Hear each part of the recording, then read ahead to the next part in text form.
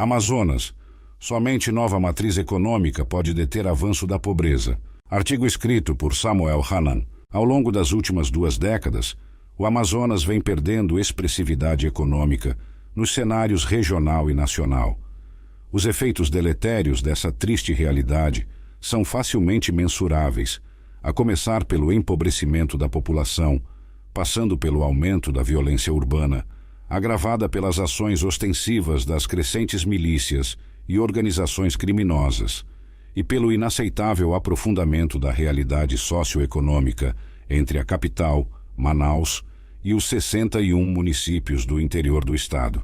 Há, evidentemente, uma decadência social se impondo em paralelo, o que exige reação imediata e eficiente do poder estatal, sob pena do agravamento da situação e, consequentemente, maior sofrimento da população amazonense.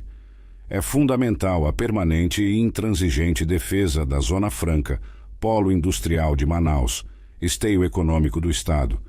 Mas isso só não basta. Para impedir o avanço da pobreza, o Amazonas necessita também de uma nova matriz econômica. O caminho do futuro precisa ser pavimentado a partir do aperfeiçoamento da legislação que rege os atuais incentivos estaduais, de forma a aumentar o valor adicionado dentro do Estado e a abrigar novas atividades econômicas. Não se pode ignorar que novas atividades relativas aos setores de petróleo, gás natural, mineração de metálicos e não metálicos, fertilizantes, turismo e pesca precisam ser priorizados, pois independem dos incentivos tributários federais e também podem ser os principais indutores de desconcentração econômica rumo aos municípios do interior, induzindo o desenvolvimento de outras partes do território estadual até agora desprezadas. Igualmente prioritárias são a defesa firme da manutenção da floresta em pé e a implementação de políticas públicas para garantir o bem-estar da população indígena, notadamente face às crescentes ameaças contra esses povos por aqueles que desenvolvem atividades ilegais de extração de madeira e do garimpo. Esse movimento, dado seu caráter amplo, transversal e multifacetado, exige a mobilização de representantes dos 3 poderes da República, da classe política e da sociedade civil, independentemente de quem esteja no poder ou de ideologias partidárias. Tudo deve ser coordenado pelo governador do estado, com o imprescindível apoio dos chefes do Ministério Público e do Poder Judiciário e do presidente da Assembleia Legislativa, dada a necessidade de aprovação de novas leis. Trata-se de um projeto coletivo, uma conjugação de esforços que deve ser despida de vaidades ou medição de forças, uma construção conjunta por aqueles que amam o Amazonas, têm preocupação com o futuro dos jovens amazonenses e cujos cargos que ocupam lhes dão o poder de edificar um caminho muito mais promissor para o Estado e sua população. É tempo de ação. O Amazonas já desperdiçou mais de 56 anos de sua condição privilegiada de área de livre comércio, exportação e importação e de incentivos fiscais detentores de benefícios fiscais assegurados pelos artigos 40, 92 e 92-A do Ato das Disposições Constitucionais Transitórias da Constituição Federal de 1988. A perda da expressão econômica do Estado é significativa e pode ser retratada pelos dados oficiais do IBGE, IPEADATA, SUFRAMA e outras fontes de reconhecidas capacitação e idoneidade. O retrato histórico mostra que no período entre 1970, ano do início efetivo do Polo Industrial de Manaus, e 2002, o Produto Interno Bruto, PIB, do estado do Amazonas, apresentou expressivo crescimento em termos regional e nacional. Note-se que em 1970, o PIB do Amazonas respondeu por 0,80% do PIB Brasil e por 16,28% do PIB da região norte. Em 2002, essa proporção subiu para 2,62% e 29,64%, respectivamente. Ou seja, em 32 anos, a participação do Amazonas no PIB do Brasil cresceu 3,27 vezes. No mesmo período, o aumento na participação no PIB da região norte foi igualmente significativo e superior a 80%. Esse crescimento, entretanto, não se sustentou. 21 anos depois, em 2023, o PIB do estado representou apenas 1,50% do PIB nacional, ou seja, ficou 75% menor. Isso significa que, em valores de hoje, mais de 120 bilhões de reais por ano deixaram de circular dentro do estado. Essa realidade impacta negativamente sobremaneira os habitantes dos 61 municípios do interior do estado, onde vivem cerca de 1.900.000 pessoas, as maiores vítimas dos governos das últimas décadas. Enquanto o PIB per capita de Manaus foi de R$ 60.754 por ano em 2023, o PIB per capita médio dos municípios do interior no mesmo ano foi de apenas R$ 18.126. Isto é, o PIB per capita do interior correspondeu a 29,83% do PIB per capita da capital.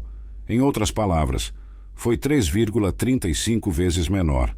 O amazonense, que acertadamente protesta contra as desigualdades regionais do Brasil, precisa atentar também para o desastre das desigualdades dentro do próprio estado, ainda mais acentuadas. Enquanto a capital Manaus está amparada pela Zona Franca, polo industrial, os municípios do interior não possuem nenhuma atividade econômica capaz de propiciar o mínimo de qualidade de vida aos seus quase 2 milhões de habitantes, à exceção do polo de petróleo e gás natural. É uma injustiça inaceitável, acentuada pelo projeto Zona Franca de Manaus.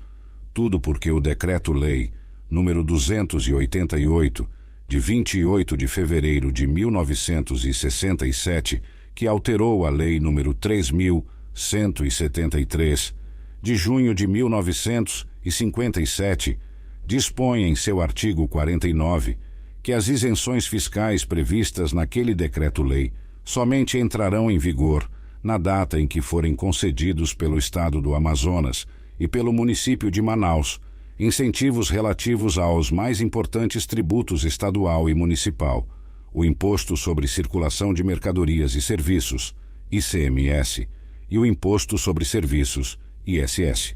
Ou seja, é a renúncia de toda a população do Estado a favor unicamente de Manaus.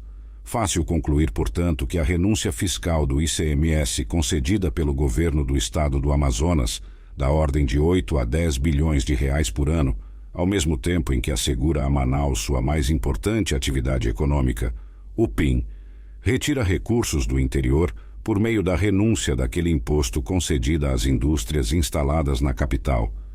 Nitidamente, a população do interior, com seu enorme empobrecimento, está financiando parte do progresso econômico de Manaus.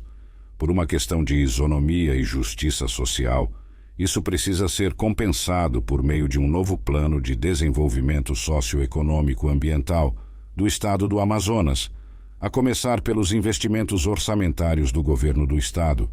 Tão necessária quanto isso é a implantação de uma nova matriz econômica, porque, não obstante as renúncias fiscais da União, superiores a 30 bilhões de reais por ano, e do Estado e município, superiores a 10 bilhões de reais por ano, o Estado do Amazonas e sua capital Manaus vem ostentando índices sociais inaceitáveis e de difícil explicação.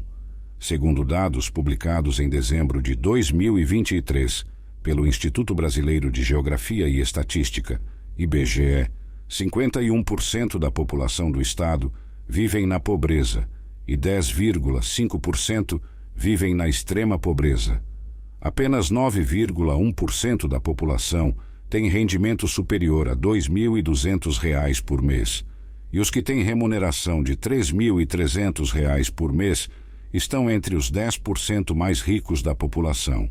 Embora privilegiada em termos econômicos, Manaus foi, entre 1985 e 2022, a capital que registrou maior crescimento de favelas, totalizando um território equivalente a cerca de 10 mil campos de futebol, segundo estudo divulgado pelo MapBiomas. O bairro Cidade de Deus, na zona leste da cidade, está entre as 10 maiores favelas do Brasil, com mais de 10.500 domicílios ocupados e população superior a 83 mil pessoas.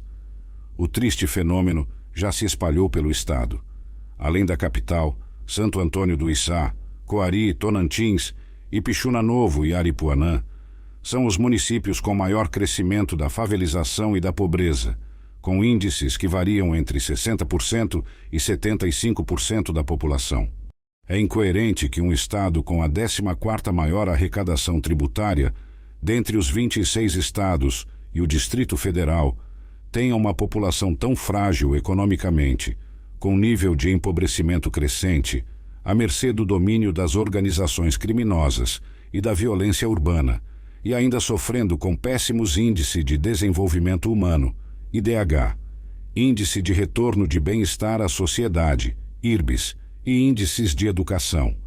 É preciso lembrar que os vazios econômicos e demográficos contribuem para essa realidade. É uma das causas, mas também uma das oportunidades de solução.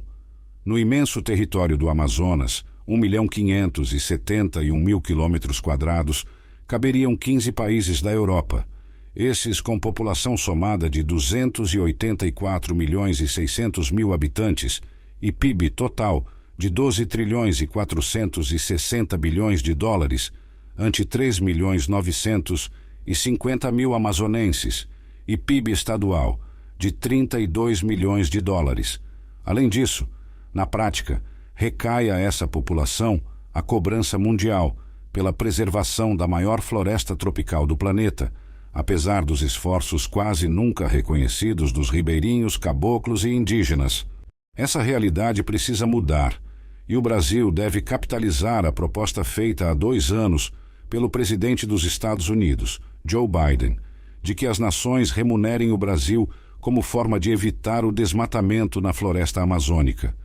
A necessária nova matriz econômica do Estado deverá tratar a preservação florestal como um dos pilares do desenvolvimento sustentável do Estado, porque se trata de uma questão que não se restringe à ecologia. Estudo do Banco Mundial estima que a não exploração da floresta amazônica implica em renúncia econômica de 317 bilhões de dólares por ano. Como em território brasileiro estão de 60% a 62% da floresta tropical, o valor correspondente ao Brasil nessa renúncia seria da ordem de 190 bilhões de dólares por ano. Ao estado do Amazonas, que abriga metade dessa reserva, caberia então um potencial reivindicatório de 95 bilhões de dólares por ano, montante significativo para a necessária revolução econômica amazonense. A atual equação econômico-financeira do Estado precisa ser modificada com urgência, e há no horizonte uma oportunidade que não pode ser desperdiçada: a 30ª Conferência das Partes da Convenção Quadro das Nações Unidas sobre Mudança do Clima, COP30, que o Brasil sediará no ano que vem, em Belém, Pará. Um documento consistente deve ser formalizado junto à Presidência da República e sustentado na COP, cobrando-se concretude às propostas diante da comunidade internacional. Também cabe à sociedade civil do Amazonas se mobilizar e também cobrar compromissos dos futuros governantes, governador, 8 deputados federais e 2 senadores, a serem eleitos em 2026.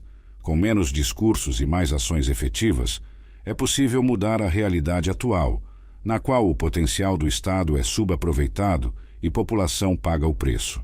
Afinal, como alertou o economista e filósofo norte-americano John Kenneth Galbraith, nada estabelece limites tão rígidos à liberdade de um cidadão quanto a absoluta falta de dinheiro. O povo amazonense merece mais, e o governo deve isso a esses cidadãos do norte. A sociedade precisa cobrar. Samuel Hanan é engenheiro com especialização nas áreas de macroeconomia, administração de empresas e finanças, empresário, e foi vice-governador do Amazonas, de 1999 a 2002. Autor dos livros Brasil, um país à deriva, e Caminhos para um país sem rumo. Acesse o site samuelhanan.com.br.